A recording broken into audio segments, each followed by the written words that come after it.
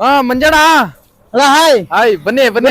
ಏನ್ ಗುರು ಇದೇನೆ ತಂಬಿ ನ್ಯಾಟ್ರಿಕ್ ಸ್ಟೈಲ್ ಬಿರಿಯಾನಿ? ಹಾ ಹೂನಣ್ಣ ಇದೇನಣ್ಣ. ಓಹೋ ರೆಸ್ಟೋರೆಂಟ್. ಹಾ ರೆಸ್ಟೋರೆಂಟ್. ಸೂಪರ್ ಗುರು.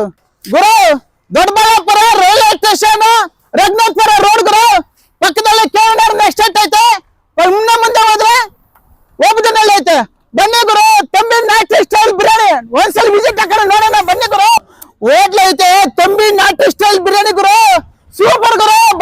ಒಂದ್ಸಲಿ ಬಂದು ವಿಸಿಟ್ ಹಾಕಿರಿ ಗುರು, ಸೂಪರ್ ಆಗಿರುತ್ತೆ. ಬನ್ನಿ ಗುರು ಒಂದ್ಸಲಿ ಓನರ್ ವಿಸಿಟ್ ಹಾಕೋಣ.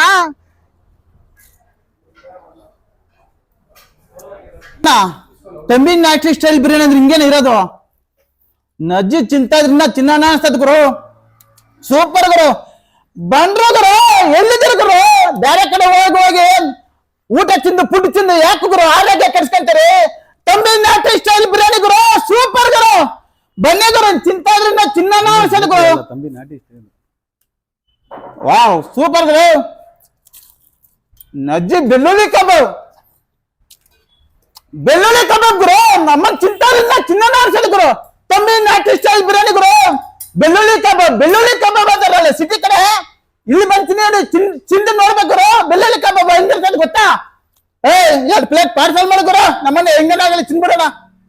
ಗಟ್ಟಾಗೆ ನಮ್ಮನ್ನ ನೈಸ್ ಆಗಿಲಿತ್ತದ ಗುರು. ಗುರು ಇವ್ರು ಓನರ್ ಯಾರು ಗುರು? ಮಸಾಲೆ ಯಾವ ಮಸಾಲೆ ಹಾಕೋದು?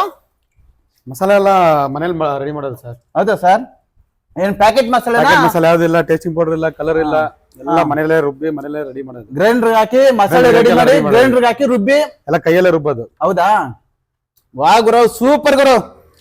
ಸರ್ ದಯವಿಟ್ಟು ಬೇಜಾರು ಮಾಡ್ಕೊಂಬಿಡಿ, ಇವ್ 2 ಪ್ಲೇಟ್ ನನಗೆ ಪಾರ್ಸಲ್ ಮಾಡಿಬಿಡಿ ಸರ್. ಸರಿ ಸರ್. ಸೂಪರ್ ಆಗಿದೆ ಸರ್ ಅಡಿಗೆ. ಪಾರ್ಸಲ್ ಗುರು ದೊಡ್ಡಬಳ್ಳಾಪುರ ರೈಲ್ವೆ ಸ್ಟೇಷನ್ ರಘುನಾಥಪುರಕ್ಕೆ ಹೋಗೋ ದಾರಿಯಲ್ಲಿ ತಂಬಿ ನ್ಯಾಟ್ರಿಕ್ ಸ್ಟೈಲ್ ಬಿರಿಯಾನಿ ಗುರು. ನೋಡಿ ಬೋರ್ಡ್ ನೋಡಿದ್ರೆ ಗೊತ್ತಾಗತ್ತಲ್ಲ ಗುರು, ಊಟ ಸೂಪರ್ ಆಗಿತ್ತು ಗುರು, ಸೂಪರ್ ಗುರು. ಒಂದ್ ಗುರು ಪಾರ್ಸಲ್ ತಗೊಂಡು ಹೋಗ್ತಿದ್ದೀನಿ. ತಗೊಳ್ಳಿ. ಓಕೆ ಗುರು. 4 ಜನಕ್ಕೆ ಹೇಳಿ.